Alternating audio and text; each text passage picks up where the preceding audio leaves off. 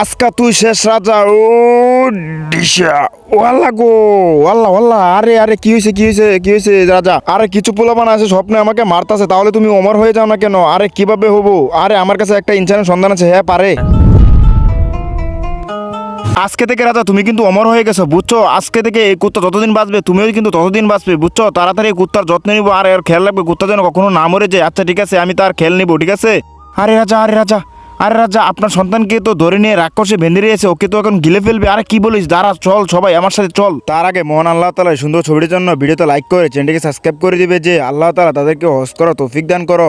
আরে রাক্ষস, তাড়াতাড়ি আমার সন্তানকে ছেড়ে দাও বলতাছি, তাড়াতাড়ি বলতেছি ছেড়ে দেও। আরে বাবা তাড়াতাড়ি আমাকে বাঁচাও না প্লিজ, তাড়াতাড়ি বাঁচাও। আরে বাবা তাড়াতাড়ি বাঁচাও। আচ্ছা ঠিক আছে, তোকে বাঁচাবো কেমনে? আরে ওকে বাঁচাতে পারবি? আরেকটা মানুষ যদি আমাকে খেতে দেস তাহলে আমি ওকে ছেড়ে দেবো। আচ্ছা ঠিক আছে, দাঁড়া দেখতাছি। ওই মন্ত্রী ওরে দিয়ে ব্যবস্থা করো, বুঝছো? আচ্ছা ঠিক আছে, জি হুকুম। আরে আমাকে খেতে দিয়ে দিলো, এই তো এখন তোর পুতকে ছেড়ে দিলাম। अरे बाप कुत्ता मर गया तो राजा साहब भी मर जाएंगे, कोई बचा